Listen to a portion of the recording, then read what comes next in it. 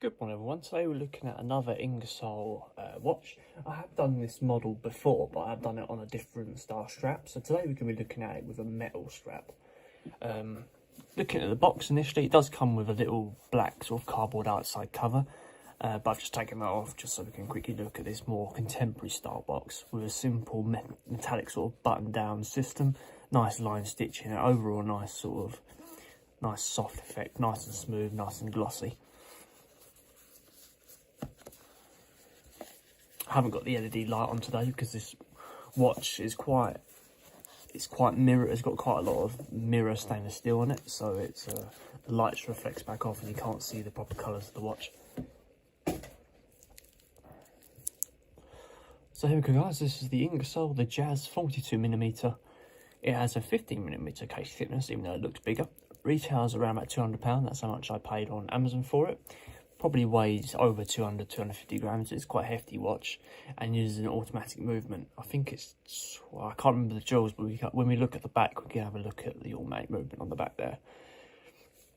So let's have a look at the dial here. So we've got a day and night tracker in the top here, just below the 12 PM.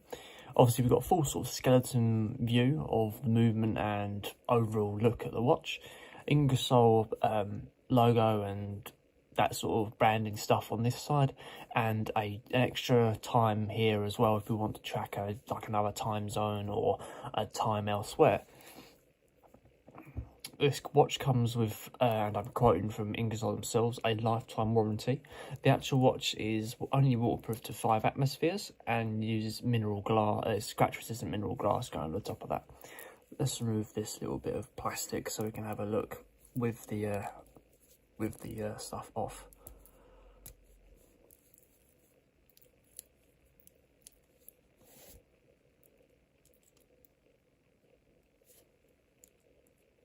Go. I need my glove off now. It's a highly reflective watch, so I'm just going to show you what it looks like under LV light in case you guys want to see. There you go. Lots of shine to it. That's why it doesn't always come up well on the light. Inside the actual face of the watch, you've got sort of a 45-degree indented interior bezel in here. Obviously, it doesn't move. It's just it adds a bit of contrast and depth to the actual watch. So Ingersoll themselves, in case you haven't heard of the brand name, is one of the oldest American watchmakers. So let's have a look at the crown. A nice audible winder there. It's quite a decent amount of feedback when you turn that dial around. First position. You get to see the winder in the top corner as well.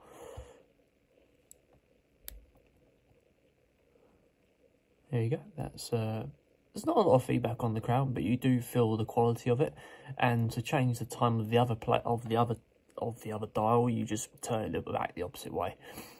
That also changes the date dial as well. Not date dial, sorry, the moon phase dial, and that only changes for this time zone. So for the main hands, that only changes for this. It's not going to track the time zone of the other one. Got a nice firm click down as well. There's no screw down effect or anything to this. So coming out to the casing, so you've got a full stainless steel casing on here. I think it could be 316. I'm not too sure.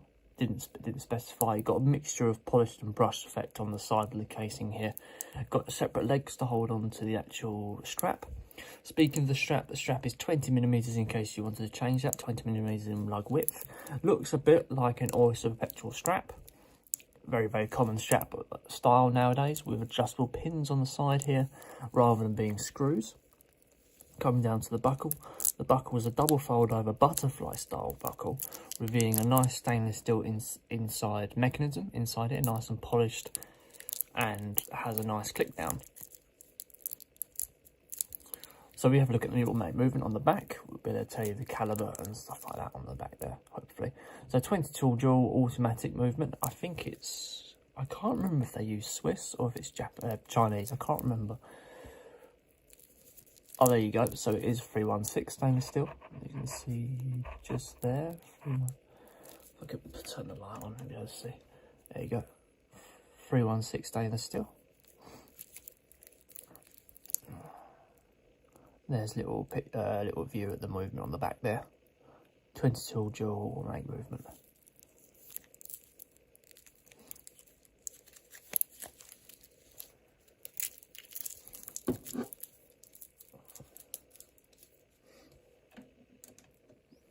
So there we go guys, that is the Ingersoll Jazz on the metal strap. Good afternoon everyone, today we're looking at another Ingersoll watch. We're actually going to be looking at the stainless steel variant of the Ingersoll Jazz today. I've done the leather strap version, so we can have a look at the stainless steel version, basically to see if there's any differences really. Yeah, so let's get around to it, shall we? So usually I've ordered this from Amazon. They usually come in this cellophane outside packaging and a simple thin box. Let's take this out of here.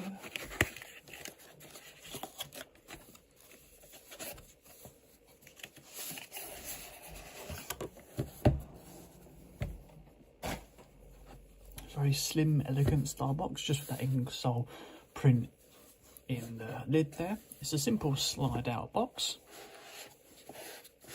revealing like a leather pouch inside. Depending on the model you go for, you still get this leather style material to the box, but it sometimes comes in more of a box shape than a pouch. Here we go guys, so this is the box. It's just a very simple, elegant button down style pouch.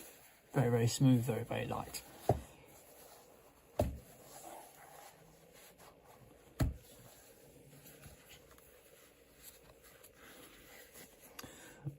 Okay, maybe it's not the stainless steel version. Ordered a stainless steel version, but no matter.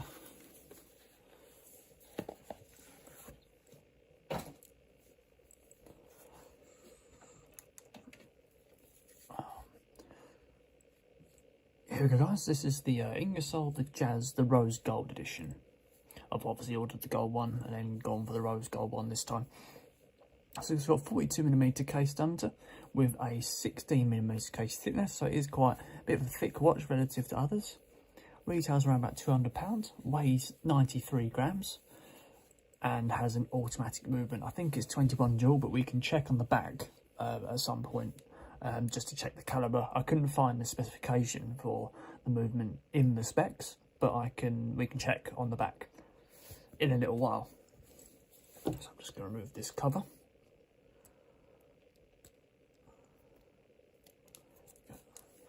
Since it's a leather strap, I'll just hold it with this. So looking at the dial, we've got a sort of a full skeleton view of the movement in the back and the dual time in these little sub dials on the side here, and a day and night sort of dial with tracker, where you like. Some people call it a moon phase, but it's not actually the traditional moon phase, because yes, it's obviously got the moon in there, but it doesn't do the moon calendar days.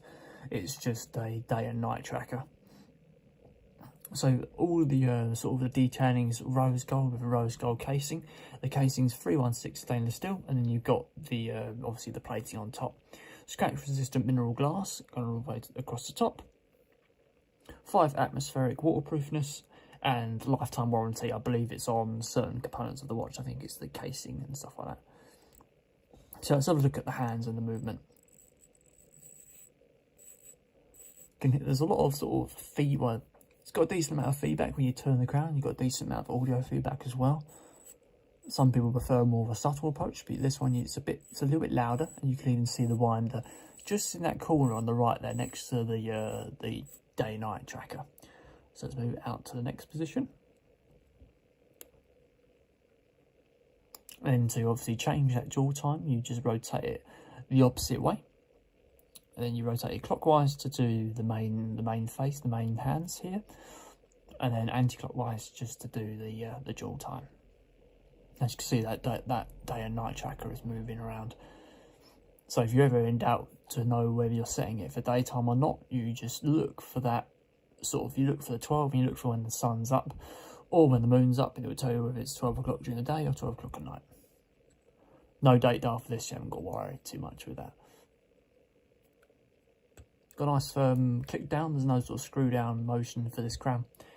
Let's come around the casing. A better look at the side here. So you've got a mixture of polished finish and brushed finish on the actual center. Well, you've got a brush finish on the centerpiece of the casing, just underneath the crown. The crown's also polished finish. We've also got the separate legs that holds this. I think it's a 20mm strap. I'm going to check. What this is.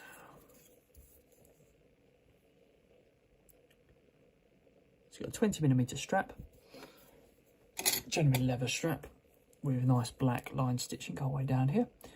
A simple, it's just a simple thick leather strap with single window system, no sort of metallic components in here just to prevent stretch, but that can be a good thing because it stops, well, it can be a good thing because it lets you wear it in a tailored fit, so these will stretch over time, so it'll mold better to the wrist.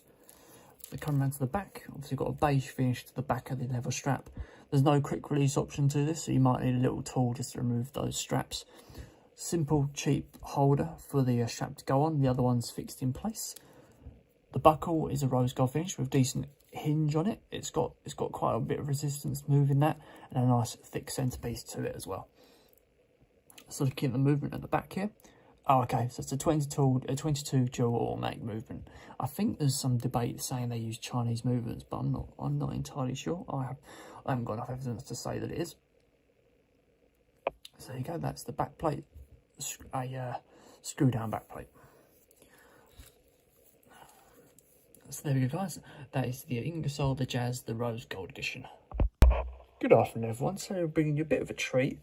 We're bringing you another Ingersoll Jazz watch, not the same one, but the different sort of colour variant. We're going to have a little review of that today. They're probably one of my favourite watches to review, and they're quite popular on my channel, so I thought, well, we can have a look at another one of the variants then, since there's obviously a demand for it. So yeah, let's get on to it, shall we? So let's have a little look. It's good to see a nice expensive watch at the end of doing all those cheap ones. I want to see a nice star watch. Oh, that's come up. So with this one, you obviously get a standard sort of black box inside, but that's obviously just come out with the white box. Ingersoll, obviously inside here, usually supplies your manual and sort of cheap inside components, but then the actual quality comes down to what actually houses the watch. Now, Ingersoll is, I think, one of the, I don't want you to quote me on this, but I think it's based on, from what I remember from that brand before, it's one of the oldest original American watch companies, and I feel like that's what they're trying to go for with this box. But I don't know whether that seems like I'm blagging it or not. But then this watch has got it has got a traditional sort of feel to it in terms of the material, how it's stitched, etc., and the overall sort of look of it. Really, it does give sort of original feel to it. Anyway, let's have a look at the actual watch inside. A nice sort of loop button there, revealing a sort of a nice chocolatey brown interior, slightly lighter colour and finish to the outside, and a nice gold watch inside.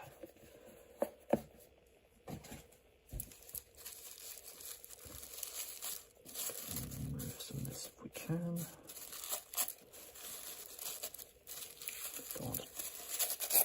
Which I don't want to hear about. Sometimes you've got it, haven't you? There we go.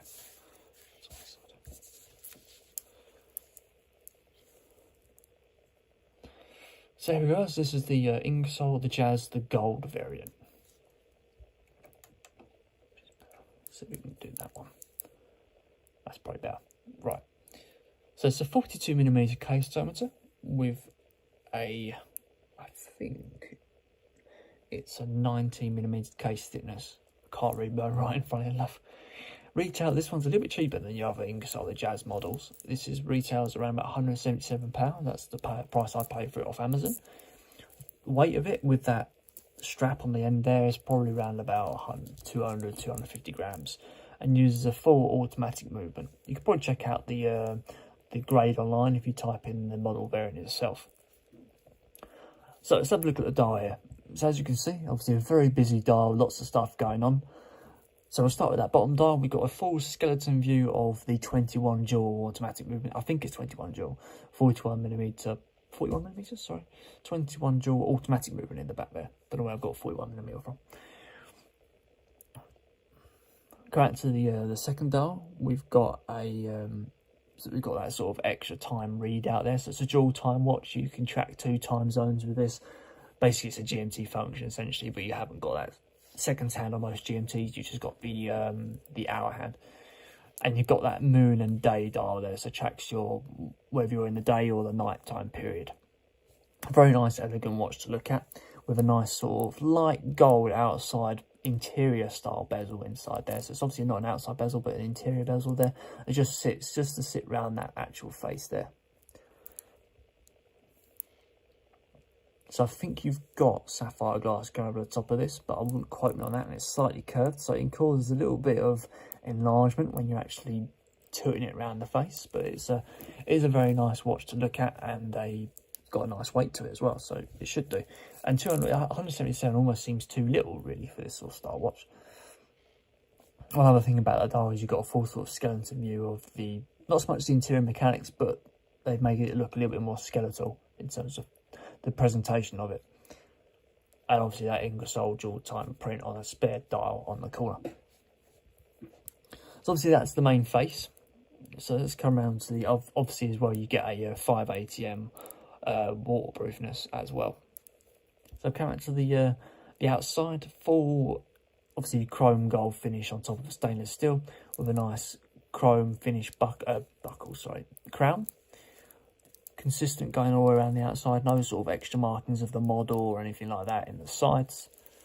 Let's have a look at that crown movement. Let's see how that goes.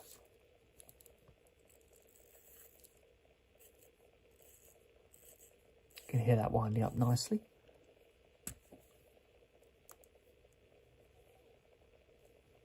Got a nice strong resistance to moving that hand around.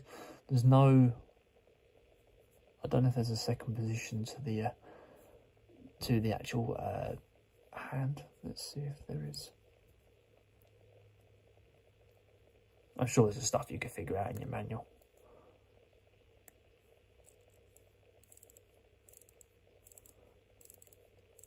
Yes, obviously 2 different positions there, and doesn't screw down back in place or anything like that. Just sits out. So coming down to the strap, you've got a 20mm style strap, obviously full gold effect on an oyster style strap. The actual oyster style strap is adjustable by little tiny pins on the side there. I'm usually one to have screws on the side rather than pins, just because I feel like it's just a better way of doing it really. But this strap doesn't feel rattly at all. It's nice and secure in place. It's not too flimsy. There's obviously a little bit of give, but then you should expect that really with these kind of watches. Coming down to the buckle that's already open.